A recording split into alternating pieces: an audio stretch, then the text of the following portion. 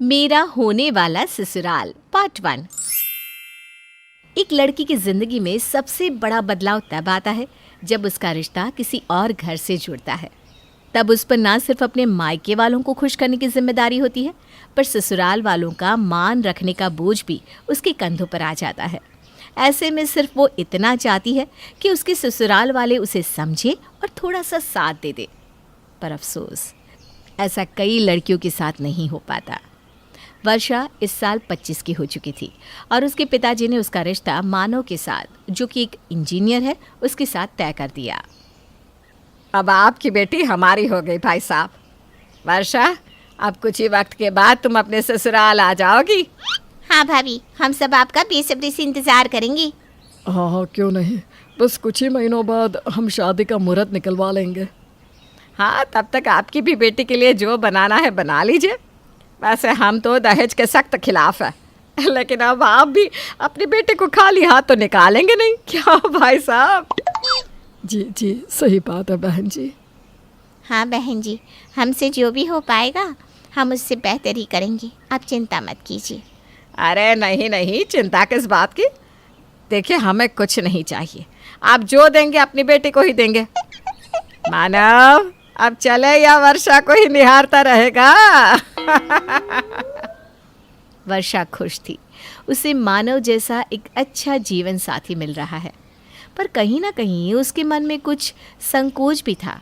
जिस तरह से उसकी होने वाली सास ने उसके पिताजी से शादी की तैयारियां करने को कहा था। पापा, मेरी होने वाली सास ने आपसे ज़्यादा कुछ तो नहीं मांगा ना? अरे नहीं नहीं बेटा, ऐसा कुछ भी नहीं है। और तू ना चिंता मत कर, तू तो बस आने वाली ज़िंदगी के सपने देख, ये सब हम देख लेंगे। पापा, फिर भी आप खुद पर ज़्यादा बोझ मत लीजिएगा। मैं हूँ ना, मैं अपनी जॉब से सब कुछ कर लूँगी। अरे तू चिंता मत कर वर्षा, तेरे पापा और मैं सब संभाल लेंगे। वर्षा एक सुलझी हुई, पढ़ी लिखी और अपने पैरों पर खड़ी हुई लड़की थी। उसका रिश्ता पक्का होने के बाद मानव और वर्षा आपस में बात करने लगे थे। अच्छा वर्षा, मैं ये कह रहा था कि अब तुम जॉब क्यों नहीं छोड़ दी थी? अब तो हमारी शादी होने वाली है। हाँ, पर अभी हमारी शादी में कई महीने बाकी हैं मानव। मैं अभी से जॉब क्यों छोड़ दूँ? पर अब तुम्हें घर के कामों पर ध्यान देना चाहिए ना। शादी के बाद तो तुम्हें यही करना है। शादी के बाद मैं सोच रही थी जॉब नहीं छोड़ूंगी, पर घर से ही काम करूंगी। तुम नहीं चाहते क्या मैं घर से काम करूं? मुझे नहीं लगता मेरी माँ को ये सब पसंद आएगा। मैं तुम्हारी राय पूछ रही हूँ मानव। तुम भी तो पढ़े लिखे हो, क्या तुम भी नहीं चाहते कि मैं भी अपना करियर बनाऊं? इस बारे में हम बाद में देखेंगे। देखते हैं मेरी माँ शादी के बाद क्या कहती है। मानव ने वर्षा के सवालों का ठीक से जवाब नहीं दिया। इस बात का वर्षा को काफ़ी बुरा लगा, लेकिन उसने मानव से कुछ नहीं कहा। कुछ दिन ऐसे ही चलते रहे। अब मानव के साथ वर्षा की होने वाली सास और ननद भी उसके साथ फ़ोन पे बात करने लगे थे। जी जी, मैं ठीक हूँ मम्मी जी, आप कैसी हैं? हाँ, मैं भी ठीक हूँ। ये क्या बात हुई, तुम तो मुझे फ़ोन ही नहीं करती कभी। नहीं नहीं, ऐसी कोई बात नहीं है मम्मी जी। मैंने सुना तुम अभी भी काम पर जाती हो। ऐसा ही चलता रहा तो तुम घर का काम कब सीख पाओगी बेटा? हैं? अब ये बाहर का काम और नौकरी छोड़ो और घर के काम और खाना बनाना सीख लो। जी मम्मी जी, आप चिंता मत कीजिए, मुझे काफ़ी कुछ आता है। मेरी माँ ने सब कुछ सिखाया है। अच्छा, तो ठीक है फिर। अच्छा, मैं ये कह रही थी कि तुमने शादी के लिए चीज़ें लेना तो शुरू कर दिया ना? मैं कुछ समझी नहीं मम्मी जी। अरे मेरा मतलब है गहने, कपड़े, ससुराल वालों के लिए तोहफे, यही सब।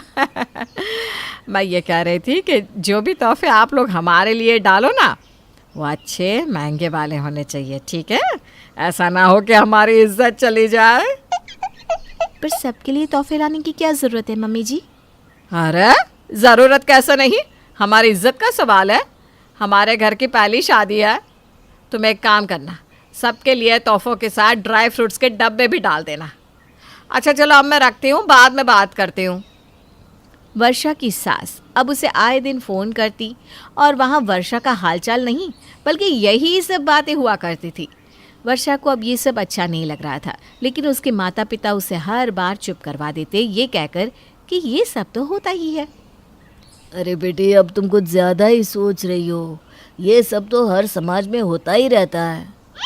हाँ, और फिर बेटी को नहीं देंगे तो किसे देंगे? तुम हमारी इकलौती बेटी हो।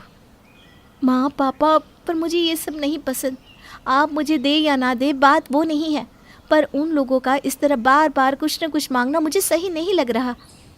वर्षा, मानव इतना अच्छा लड़का है, तुम इन सब बातों पर ध्यान मत दो, ठीक है? तुम बस अपनी शादी की तैयारियां करो, खुश रहो बेटा। आपको नहीं लगता कि हमें उन्हें इस बारे में कहना चाहिए? ये तुम कैसी बात कर रही हो वर्षा? वो तुम्हारा होने वाला ससुराल है। अगर उन्हें किसी बात का बुरा लग गया तो, कहीं वो लोग नाराज़ हो गए तो? पर माँ पापा, मैं नहीं चाहती कि आप दोनों मेरी वजह से इतना सब करें।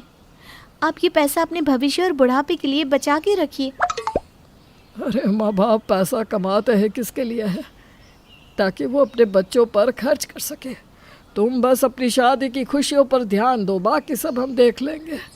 वर्षा ने अपने माता पिता को समझाने की बहुत कोशिश की, लेकिन वो दोनों इन बातों को नज़रअंदाज करने के लिए ही कहते रहे।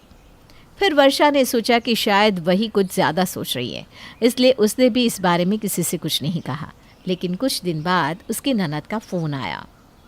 हेलो भाभी, कैसी हैं आप? मैं ठीक हूँ, तुम कैसी हो? मैं भी ठीक हूँ भाभी। 2 दिन बाद मेरा जन्मदिन है, तो मैं चाहती थी कि आप भी मेरे जन्मदिन पर आए। हाँ हाँ, क्यों नहीं, पक्का आऊँगी पिंकी। वहाँ ना मेरी सहेलियाँ भी आने वाली है, तो मेरे लिए तोहफे में कुछ अच्छा सा और महंगा सा लाइएगा। मैं नहीं चाहती कि मेरी सहेलियों के सामने मेरी इज्जत कम हो जाए। पिंकी, तोहफा तो तोहफा होता है, उसमें कीमत नहीं देखी जाती। नहीं भाभी, आप मेरे लिए कोई महंगी ड्रेस, फ़ोन या कोई महंगी अंगूठी लाइएगा, जिससे मैं अपनी सहेलियों के सामने दिखा सकूं कि ये मुझे मेरी भाभी ने तोहफे में दिया है। पिंकी, ये तुम कुछ ज़्यादा ही मांग रही हो। मैं तोहफा लाऊंगी, लेकिन इतना महंगा नहीं। मुझसे जो होगा वो मैं ले आऊँगी, ठीक है? नहीं भाभी, आप मेरे लिए अगर महंगा तोहफा नहीं लाई तो आपको मेरी पार्टी में आने की भी कोई ज़रूरत नहीं है। पिंकी, मेरी बात तो सुनो। लेकिन पिंकी फ़ोन काट देती है। वर्षा को पिंकी की बात सुनकर बहुत अजीब लग रहा था। उसे समझ में नहीं आ रहा था कि उसे क्या करना चाहिए।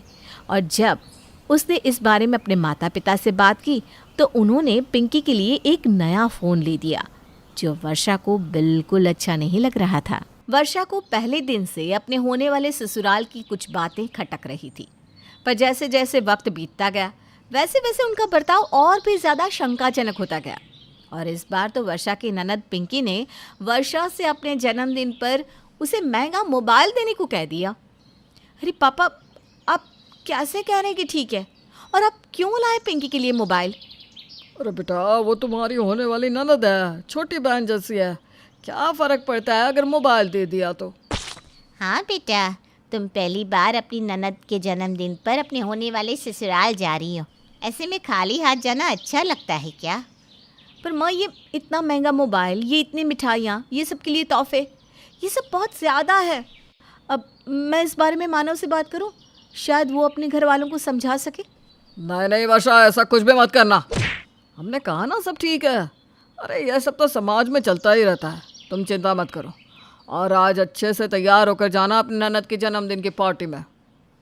वर्षा चाहती थी कि वो इस बारे में मानव से बात करे, लेकिन उसके माता पिता ने उसे ऐसा करने से मना कर दिया।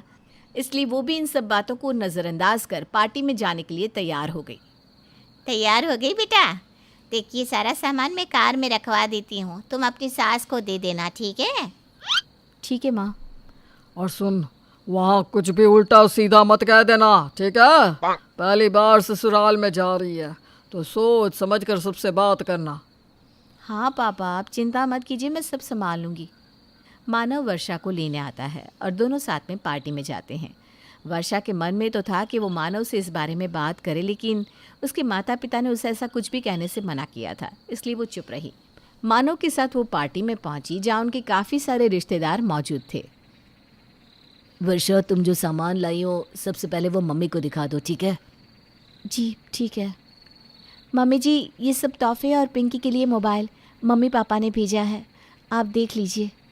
हाँ हाँ, ठीक ही लग रहा है, पर मिठाइयाँ थोड़ी सस्ती है। हमारे घर ना ऐसी मिठाइयाँ नहीं खाते। अगली बार अपनी मम्मी पापा से कहना कि ड्राई फ्रूट वाली मिठाइयाँ ही भेजे, ठीक है? और ये तोहफे भी कुछ खास नहीं है, पर अब क्या कर सकते हैं, जो है सो है। कोई बात नहीं, इस बार तो रख लेती हूँ, लेकिन अगली बार ध्यान रखना बहू। जी मम्मी जी। जाओ ये मोबाइल अपनी ननद को दे दो, वो वहाँ अपनी सहेलियों के साथ खड़ी है। वर्षा पिंकी के लिए लाया मोबाइल लेकर उसे देने जाती है। Happy birthday Pinky. Thank you भाभी। आप मेरे लिए वो तोहफा लाई है ना जो मैंने कहा था? हाँ हाँ, ये लो तुम्हारा मोबाइल। अरे ये तो बहुत पुराना मॉडल है, मुझे तो नया वाला चाहिए था। नहीं पिंकी, ये भी काफ़ी नया मॉडल ही है और काफ़ी महंगा भी है। क्या भाभी, आप भी ना ऐसे सस्ती मोबाइल मैं यूज़ नहीं करती। आप पहली बार मेरे लिए तोहफा लाई हैं और वो भी इतना सस्ता। आपने तो मेरी सहेलियों के सामने मेरी नाक ही कटवा दी।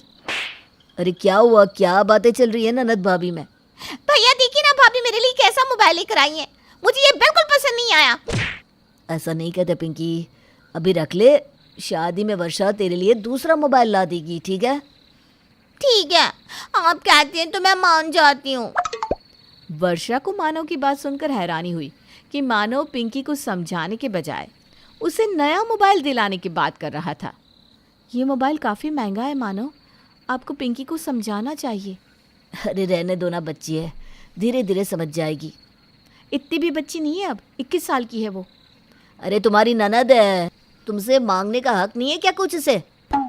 जहाँ प्यार होता है ना, वहाँ मांगने की ज़रूरत नहीं होती है मानव। और मैं शादी में पिंकी के लिए कोई मोबाइल नहीं लाऊंगी, मैं अभी से कह देती हूँ।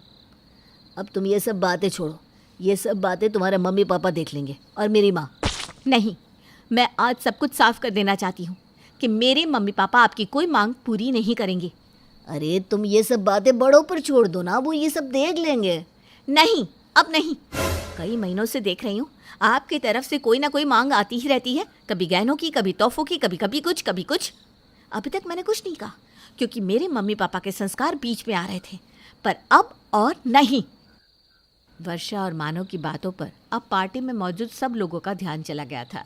इस सब को देखकर कावेरी बीच में आ जाती है। वर्षा, तुम्हें इतनी तमीज नहीं कि अपने होने वाले ससुराल में ऐसा बर्ताव करते हैं? अरे कैसे बदतमीजी से बात करी हो अपने होने वाले पति और सास से।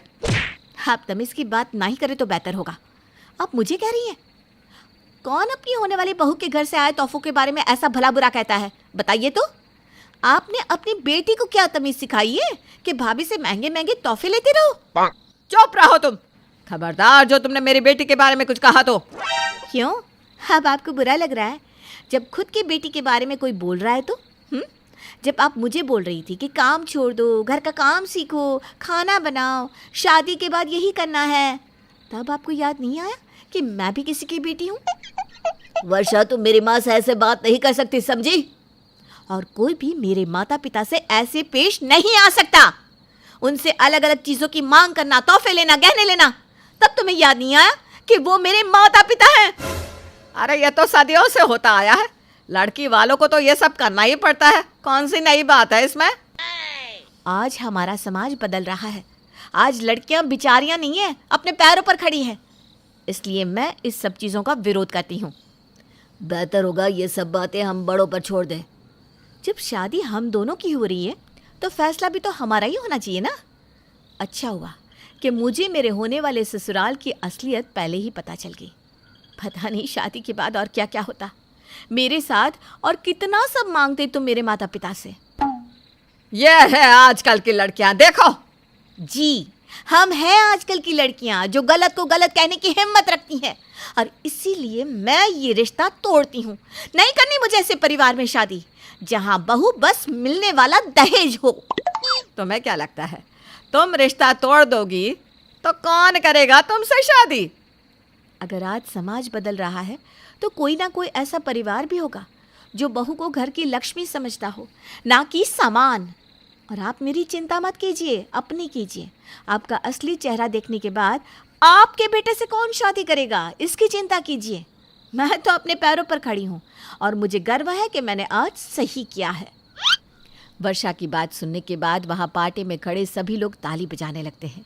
वर्षा की हिम्मत को देखकर उस पार्टी में खड़ी हर लड़की को उस पर गर्व हो रहा था। और एक प्रेरणा भी मिल रही थी कि गलत इंसान और परिवार में शादी करने से बेहतर है कि आप अपनी ज़िंदगी अपनी मर्जी से जिए।